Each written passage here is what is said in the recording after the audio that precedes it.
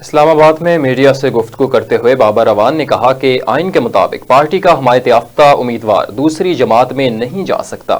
بابر اعوان کا کہنا ہے کہ حمایت یافتہ امیدواروں کے ویڈیو بیانات ہمارے پاس ہیں، دوسری پارٹی میں جانے والے حمایتی امیدوار کو ہٹانے کے لیے ہمارے پاس کافی مواد ہے۔ انہوں نے کہا کہ علی امین گنڈا پور ہر لحاظ سے وزارت اعلیٰ کے عہدے کے لیے موزوں ہیں۔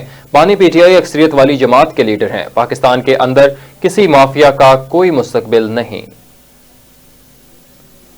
وہ ہے جس کے ذریعے سے کراچی کے پورے ریزلٹ ہڑپ کر لیے گئے۔ اگرچہ میں نے آج کوئی کیس بلوچستان کا نہیں کیا، لیکن بلوچستان میں شٹر ڈاؤن ہے، بلوچستان میں مقامی جماعتیں، بلوچستان میں اصلی جماعتیں، نمائندگی کرنے والی جماعتیں، پاکستان تحریک انصاف سمیت اور نیشنلسٹ پارٹی، وہ سارے کے سارے باہر نکلے ہوئے ہیں۔ وہ سمجھتے تھے یہ الیکشن ان کے لیے، ان کے زخموں کے اوپر مرہم رکھنے کے لیے آئے گا۔ پتہ یہ چلا ہے کہ پہ تیل ڈالنے کے لیے یہ الیکشن سارے کا سارا وہاں بھی اجتماعی ڈکیتی ہوئی ہے۔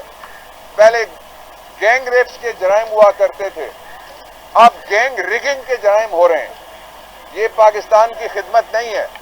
کل میں نے ملاقات کی عمران خان سے، قیدی نمبر 804 سے میں نے ملاقات کی جیل کے اندر، میری تفصیلی گفتگو ہوئی۔ عمران خان کا 3 نقطوں میں موقف ہے۔ پہلا یہ ہے کہ پاکستانی قوم کو اس نے سلام پیش کیا ہے، جس جرت کے ساتھ انہوں نے اس بےہودہ اور بوسیدہ نظام جس نے ان کے الیکشن پہ ڈکیتی ڈالی ہے، اس کو ہینڈز ڈاؤن گرا کے چاروں شانے چت کر کے شکست دی ہے، اس پہ آپ کو سلام بھیجا ہے عمران خان نے۔